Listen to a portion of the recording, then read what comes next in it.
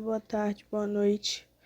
Dando início agora à terceira videoaula da disciplina de Química Orgânica 2 com o professor Luiz César Rodrigues. Meu nome é Ana Luísa, eu vou estar apresentando. O tema dessa terceira videoaula é dividido em duas partes. A primeira é sobre a alquilação e a oscilação de carbonos alfa com via intermediária de enamina, que vai ser a primeira parte apresentada. E a segunda é sobre a alquilação de carbono beta e a reação de Michael. Eu vou começar com a alquilação e oscilação de carbonos alfa via intermediário de enamina. Os aldeídos e as cetonas reagem com uma amina secundária para formar uma enamina. Uma enamina e uma amina terciária alfa-beta insaturada, uma amina terciária com uma ligação dupla na posição alfa-beta relativa do átomo de nitrogênio. Observe que a ligação dupla está na parte da molécula. Aqui vocês podem observar, na parte da molécula que se originou o aldeído ou da cetona. O nome enamina se origina de eno mais amino. O O do eno é omitido para evitar o encontro de duas vogais sucessivas. As enaminas reagem com eletrófilos da mesma maneira que os enolatos. Como vocês podem observar, tem aqui esse grupo aqui, olha. Eles estão no mesmo local. Isso significa que os eletrófilos podem ser adicionados ao carbono alfa de um aldeído ou de uma cetona primeiro pela conversão de uma substância carbonilada em uma enamina, pelo tratamento de substância carbonilada com a amina secundária, com a adição do eletrófilo, depois hidrolisando a imina novamente em cetona.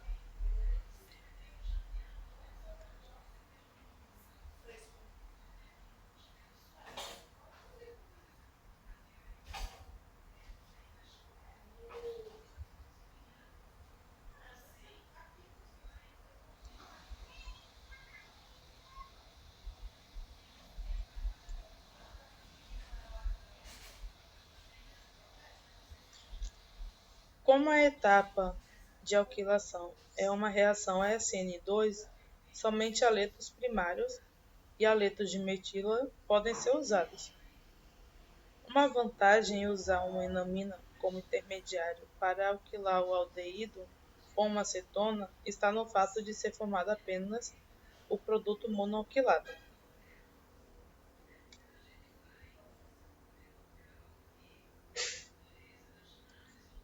Em comparação, quando uma substância carbonilada é alquilada diretamente, podem também ser formados produtos dialquilados e alquilados, como vocês podem ver nesses exemplos.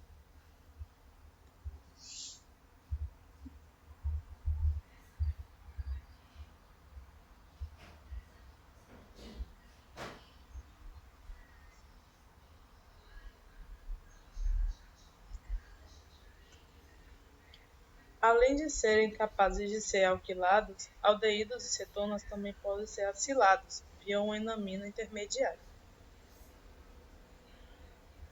Aqui tem um mecanismo para vocês verem.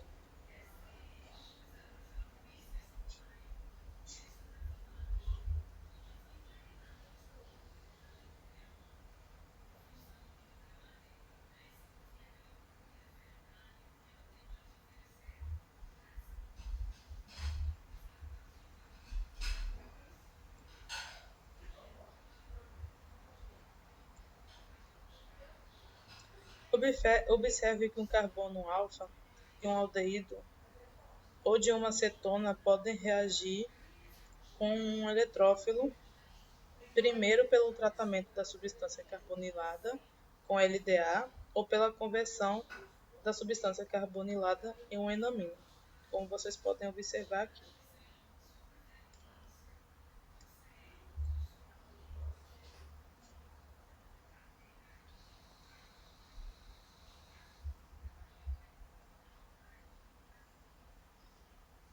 Alternativamente, o carbono alfa de um aldeído ou de uma cetona pode reagir com o nucleófilo primeiro com a bromação da posição alfa da substância carbonilada. Como vocês podem ver aqui, tem uma bromação aqui. Agora eu vou falar sobre a alquilação do carbono beta, a reação de Michael.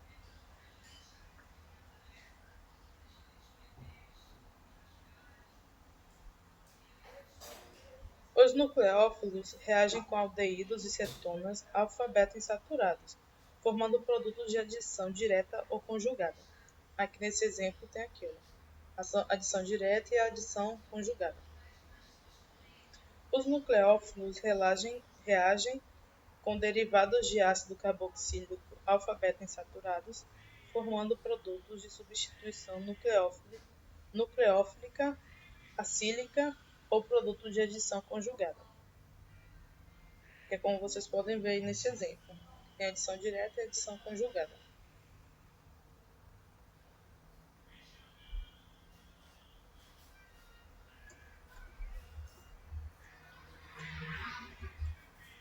Quando o nucleófilo é enolado, a reação de adição tem um nome especial.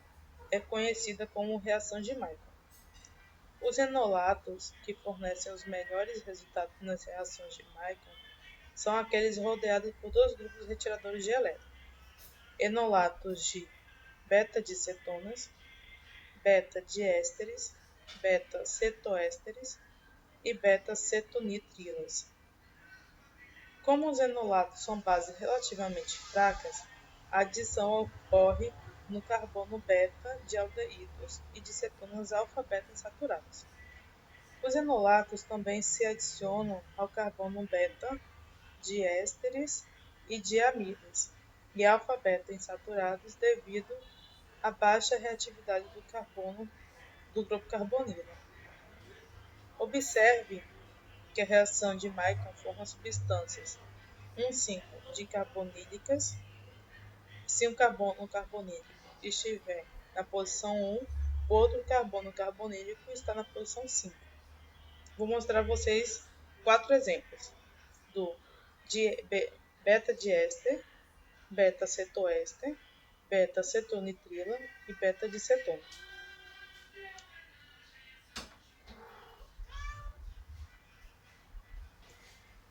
Todas essas reações ocorrem segundo o mesmo mecanismo. Uma base remove um próton do carbono alfa do carbono ácido. O enolato é adicionado no carbono beta de uma substância carbonilada alfa-beta insaturada. E o carbono alfa captura um próton do solvente. Com essa explicação, vocês podem observar que eles têm o mesmo mecanismo. O mecanismo dos 4 são iguais.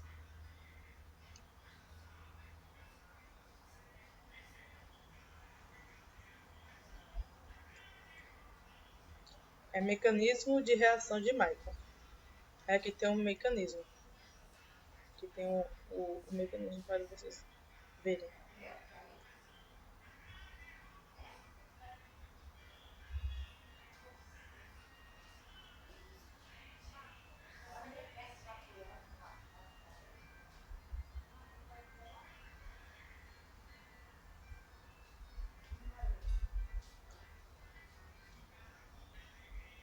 Vocês podem observar que os reagentes na reação de Michael também têm um grupo éster. A base usada para remover o próton alfa é igual ao grupo de saída do éster. Assim é realizada a reação, porque a base, além de ser capaz de remover um próton alfa, pode reagir com o nucleófilo e atacar o grupo carbonílico do éster. Se o nucleófilo for idêntico ao grupo OR do éster, o ataque nucleofílico no grupo carbonílico não altera o reagente.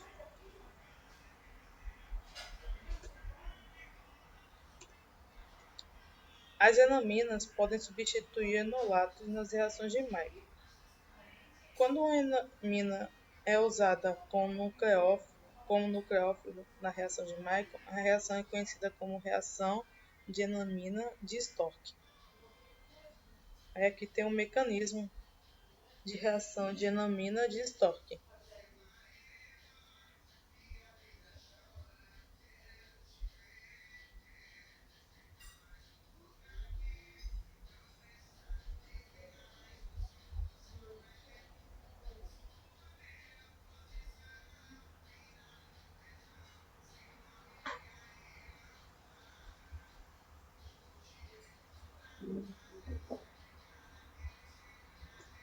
Eu trouxe algumas curiosidades para vocês. Primeiro é sobre Arthur Michael, que é o criador do mecanismo de Michael. Ele nasceu em Buffalo, Nova York, e estudou na Universidade de Heidelberg, na Universidade de Berlim e na Escola de Medicina de Paris. Ele lecionou Química nas universidades de Tufts e Harvard. Aposentou-se em Harvard com 83 anos. Essa foto foi retirada direto do site da Universidade de Tufts. E Gilbert Stork. Ele nasceu na Bélgica em 1921. Ele formou-se na Universidade de Flórida e tornou-se PhD pela Universidade de Wisconsin. Foi professor de Química na Universidade de Harvard e desde 1953 leciona na Universidade de Colômbia. É responsável pelo desenvolvimento de muitos procedimentos sintéticos, sendo um deles, que é o que a gente acabou de ver, que é de Stork,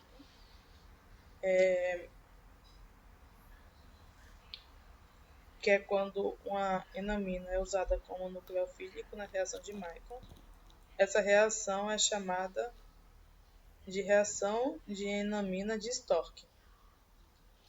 E sendo um deles, que essa reação recebeu seu nome.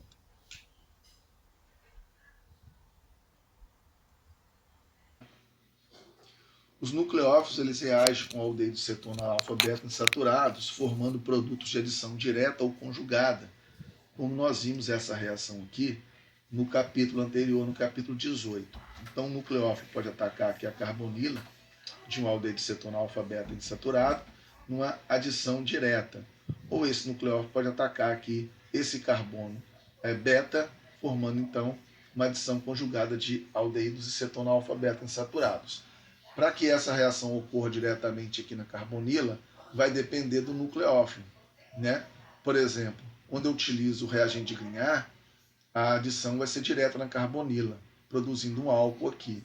Mas se eu utilizo um reagente de Gilman, por exemplo, eu posso fazer a adição de um grupo alquilo aqui nessa posição beta, desse sistema alfa-beta insaturado. Bom, as reações geralmente elas ocorrem aqui no carbono beta, quando esse nucleófilo é uma base fraca, como nós estudamos no capítulo 18. Aqui na reação de Michael, os enolatos que fornecem os melhores resultados são aqueles rodeados por dois grupos retiradores de elétrons. Então, enolatos, onde você vai ter duas carbonilas de cetona rodeando ele, né, o carbono negativo é o enolato aqui, ou você vai ter dois grupos éster cercando o seu carbono alfa, ou pode ter uma beta-cetoéster, de um lado uma cetona, do outro lado um éster, ou ainda uma beta-cetonitrila, de um lado uma cetona e do outro lado uma nitrila, que são grupos carbonílicos ou derivados de ácido carboxílico, como a nitrila, que eles são grupos retiradores de elétrons que aumentam a estabilidade do enolato formado, né, como nós já vimos anteriormente. Então, como os enolatos que vão ser formados, eles são bases fracas, a adição ocorre no carbono beta de aldeídos de cetonas alfa-beta insaturados, formando então produtos de adição conjugada. Então vamos a um exemplo. Então aqui nós temos o nosso composto beta de cetona. Então esse hidrogênio aqui do meio, ele é mais ácido, porque ele está rodeado de dois compostos, de dois grupos carbonílicos. Então você pode usar o hidróxido aqui, nem precisa ser LDA, né? Porque esse aqui está mais ácido, então você não precisa usar uma base tão forte quanto o LDA. Então esse hidróxido vai remover o hidrogênio alfa aqui, esse hidrogênio alfa, esse carbono então vai ficar com carga negativa, vai ser nucleofílico, e como ele é uma base fraca, ele é um enolato que vai ser uma base fraca, ele vai preferir se ligar aqui neste carbono beta do meu aldeído alfa beta insaturado que aparece aqui. Então esse carbono do CH2, quando perder o hidrogênio vai virar CH, com carga negativa, vai atacar esse CH2, vai promover essa ligação aqui, ó. Esse CH vai se ligar aqui. E ele tem C duplo O para cá, CH3, C duplo O para cá, CH3 aqui. E depois, esse hidrogênio vai ser protonado aqui para poder sumir com essa ligação dupla, então vai ter uma adição conjugada no carbono beta do meu íon enolato. Isso pode acontecer com essa beta diéster que está aqui mostrado embaixo. Então, a beta diéster, você tem um éster de um lado e um éster do outro lado. Então, esse hidrogênio aqui ele está mais ácido. Nesse caso, quando você utiliza éster, você tem que usar uma base que é igual a esse grupo que existe no éster, porque senão pode haver uma transesterificação, trocar, porque se eu usar aqui hidróxido, esse hidróxido pode substituir esse grupo etóxido aqui e transformar isso num ácido carboxílico do lado. Se eu uso CH3O-, esse CH3O- é diferente do que esse, então ele pode trocar aqui fazendo um OCH3. Eu não quero que haja essa troca, né? Então por isso eu uso uma base que é igual ao grupo que existe aqui no éster, né? Então essa base remove o hidrogênio aqui, formando o enolato CH-. E essa base, esse enolato é uma base fraca, vai atacar esse carbono beta aqui. Então vai formar essa ligação aqui do CH, e de um lado, como essa molécula simétrica, tem um C duplo O, CH2, CH3, duas vezes, que foi mostrado aqui. Então nesse CH tem C duplo O, CH2, CH3 de um lado, e do outro, aqui foi colocado em parênteses para não repetir do lado de cá, né? E esse carbono aqui vai ter adição de um hidrogênio nele para poder fazer a adição completa na ligação dupla. Então, essas reações de alquilação do carbono beta da reação de Michael, elas sempre formam substâncias 1,5 dicarbonílicas.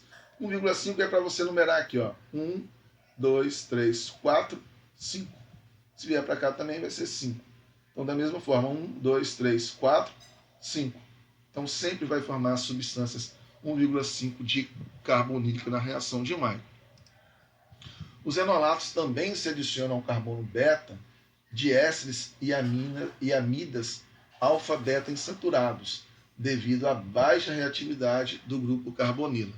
Então, se eu tiver aqui não mais um aldeído cetona alfa-beta insaturado, agora eu tenho uma amida alfa-beta insaturada. Como esse grupo aqui é pouco reativo em reações de substituição nucleofílica acílica, eu posso também fazer uma reação de Michael com ele. Lembrando que a reação de Michael sempre eu utilizo um enolato que tem rodeados por dois grupos carbonílicos. Novamente aqui você tem uma beta-cetoéster. De um lado é uma cetona e de um lado é um éster. Como tem éster, eu vou usar a base semelhante a esse grupo que está aqui. Então essa base vai remover esse hidrogênio ácido aqui, vai virar CH-. Então esse enolato é uma base fraca, vai preferir se ligar ao carbono beta aqui da minha amida alfa-beta insaturada. Então esse carbono se liga no carbono beta, forma essa ligação. Do outro lado, então você tem o C duplo O, CH2, CH3, dessa cetona aqui, e do outro lado C duplo O, CH3, desse éster aqui, e depois um hidrogênio vai ser adicionado aqui para protonar esse carbono. Você pode fazer uma reação semelhante quando você usa um éster, né? Esse éster também ele é pouco reativo nas reações de substituição nucleofílica acílica, mas para isso você vai ter que usar uma base que é semelhante a esse grupo do éster. Então essa base vai remover esse hidrogênio aqui, que está rodeado dessa carbonila e desse grupo nitrila, que é mais ácido, formando então um CH negativo. Esse enolato vai atacar o carbono beta aqui, formando essa ligação aqui, e esse carbono depois vai ser protonado. E aí você tem o CH ligando nesse carbono beta lá do meu composto, do meu éster alfa-beta insaturado, e aqui embaixo continua C duplo O, CH3 desse lado e C tripla N desse outro lado. Para você compreender melhor como essas reações ocorrem, então basta entender esse mecanismo aqui. O mecanismo da reação de Markov. Aqui nós estamos usando uma beta-dicetona, mas o mesmo mecanismo vai ocorrer se for um beta-cetoéster, ou um beta-diéster, ou uma beta-cetonitrila, por exemplo. Você vai usar uma base, essa base vai remover o próton aqui. Então seria interessante você riscar aqui um hidrogênio, colocar um outro hidrogênio aqui para baixo. Então o OH- busca o hidrogênio, que o par de elétrons vem aqui para o carbono. Aí você produz esse enolato aqui, que aqui está mostrando apenas a base conjugada, e não o contribuinte de ressonância, né? Mostrando apenas um deles. Então essa base conjugada, o carbono negativo, ele prefere atacar o carbono beta. Quando ele ataca o carbono beta, essa ligação π vem para cá, enquanto esse par de elétrons vem para cá. O que você forma como intermediário é um enolato, né? É um enolato, mas aqui já houve a adição desse enolato gerado aqui, dessa beta de cetona no carbono beta. E aí você gerou um outro enolato aqui. Para você adicionar um hidrogênio nessa posição, basta que você use a própria água que você originou aqui, né? O OH- quando buscou o H+, aqui gerou água. Então a ligação π vai buscar o hidrogênio da água, enquanto essa ligação quebra para cá, regenerando o catalisador, que é o hidróxido. Ao mesmo tempo que essa par de elétrons vem para cá para formar essa ligação dupla. Então é dessa forma que esse carbono vai ter a adição de um hidrogênio nele, formando então o produto da reação de Markov. E esse é o mecanismo. Se os reagentes na reação de Markov têm um grupo éster, como eu falei anteriormente, a base usada para remover o próton alfa deve ser igual ao grupo de saída do éster, para que não ocorra reação de substituição acílica. Então, se eu estou usando um éster para fazer essa reação aqui de cima, a minha base tem que ser aquele grupo alcóxido semelhante ao grupo que existe lá no éster, para que não ocorra essa reação. Então, se esse grupo é igual a esse, mesmo que ele ataque aqui e forme um intermediário tetraédrico, ele é que vai ter que sair, né, já que os grupos são iguais e, portanto, não vai haver reação nenhuma nessa situação aqui. Uma outra reação que também é semelhante à reação de Markov, mas que foi desenvolvida por outro pesquisador, é chamado de reação de enamina de Stork. Porque as enaminas podem substituir os enolatos nas reações de adição de Markov, como está mostrado nesse mecanismo aqui. Primeiro, o que você tem que fazer?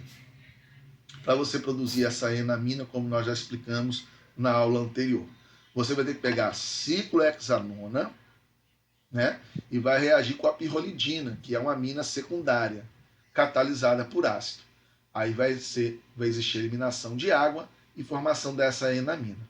Então a enamina vai reagir como o enolato e também, como ela é uma base fraca, vai preferir se ligar ao carbono beta desse aldeído alfa-beta insaturado aqui.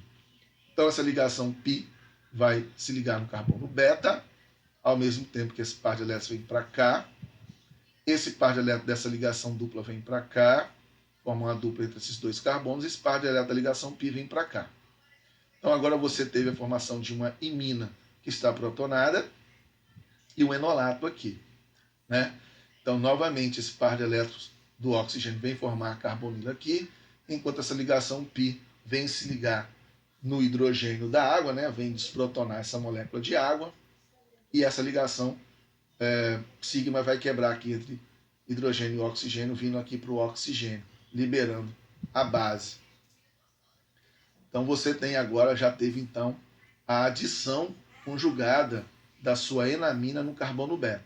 Para você fazer com que essa imina protonada se transforme novamente no seu composto carbonílico, basta que você faça a hidrólise, adicionando o ácido clorídrico na presença de água, e aí você tem o anel da ciclohexanona novamente. E novamente produzindo um composto carbonílico, um composto 1,5 dicarbonílico, né? 1, 2, 3, 4 e 5. Fica a posição das duas carbonilas.